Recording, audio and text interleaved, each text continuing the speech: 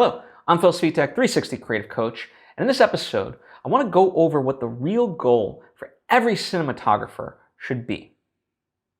Now, Roger Deakins, he is someone that in the industry gets a lot of praise for his cinematography. And the movies that he works on also get praise for the acting. And what's interesting, when you listen to him on his podcast series, Team Deakins, which his wife, James, and him, they do together, one of the things that Roger talks about cinematography is that actors are the key of what you're going for. Otherwise, you just have a series of pictures. And I think that's key because a lot of times, especially starting off, I've seen aspiring directors of photography really focus on the shots, but not necessarily the performance of the actors. And sometimes their cinematography could stifle the actors because it prohibits the actor's performance, right?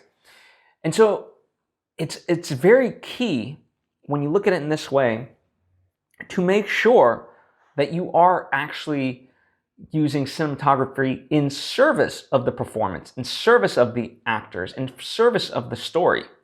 And it seems like such a very baseline thing to say and things like that, yet in practice doesn't always get carried out.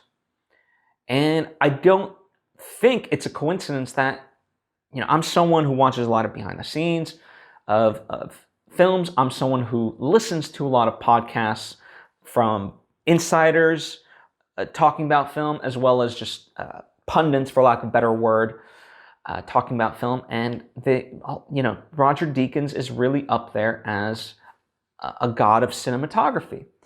And so obviously whatever he's doing is working. And just that core baseline notion that it really is in service of the performance is really wonderful. And I can say this as an editor, I've seen where cinematographers, not that, again, things can work in tandem and be in service of each other, but they should never be go counteract something, right? And especially the performance. And I've seen instances in the things that I've edited where a particular shot did stifle the performance because it was asking too much of the performer, and that's not something that you want to do, right? So again, really focus on, is this enhancing the performance or is it going to hurt it? Is this capturing what the essence of the performance and the story needs to be or not? And I think that's, one of the ways I look at cinematography is, a lot of times I think, especially as an editor, I see this a lot. Sometimes people get too little coverage, which is a problem in and of itself. But then other times, people go the other way, the other extreme, and get way too much coverage. And it tires out the actors, and it makes the days really long. And, in film terms, more time means more money, right? You're spending more money. And it's like, why? For what purpose? If you know what you need to capture a specific thing, then do that.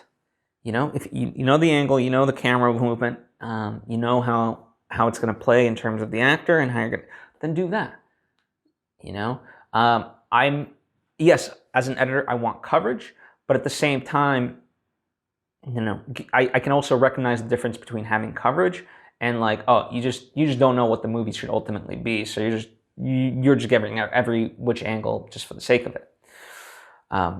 And so, I'm very cognizant of that with the things that I do. And one of the ways that I'm going to continue, for me, moving forward, be more cognizant of performances in cinematography is I really, on my last movie, just kind of out of necessity, I always had two people shooting, myself and most of the time my friend Anthony Becerra, who's wonderful. But at the same time, when you're filming with two cameras, I can only focus on the camera that I'm filming and he's focused on his. And so however great, his shot might be, I'm not seeing that performance. I'm only hearing it, especially if we're shooting, I'm filming one medium of one actor and he's filming the other. We're cross filming.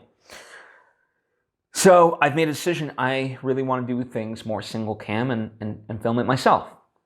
Now, some people can look at that of like, well, just get a cinematographer and things like that. But to me, it's just too much fun. I really have the spirit of a Robert Rodriguez, and until it comes to such a time where it just becomes too cumbersome, I really enjoy, and I don't think it detracts from me doing it. In fact, by me filming it, I can see the performance through the viewfinder, through the screen, and be able to know if I captured what I wanted or not.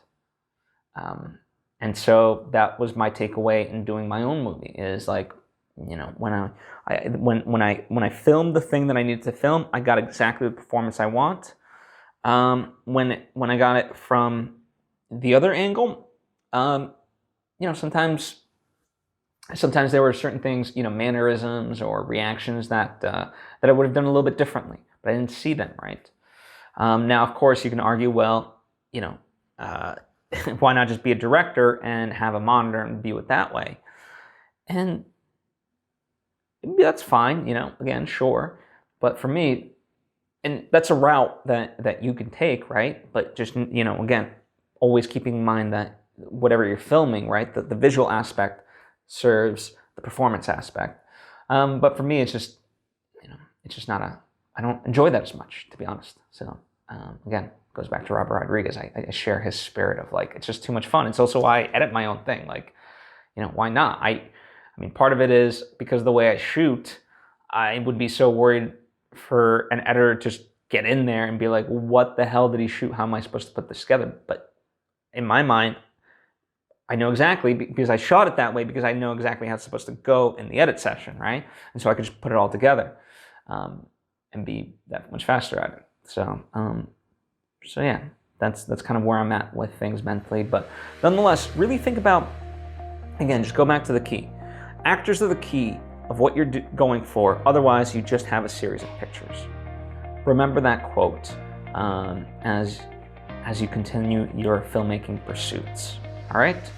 If you have any questions or comments of your own, by all means, please share them, whether down below or hit me up on social media at Svitek. I would be happy to discuss all kinds of things related to this. So yeah, let's do it. If you think this episode might be of benefit to somebody, by all means, please share it with them. I certainly would appreciate it. Furthermore, if you think, I would encourage you to subscribe.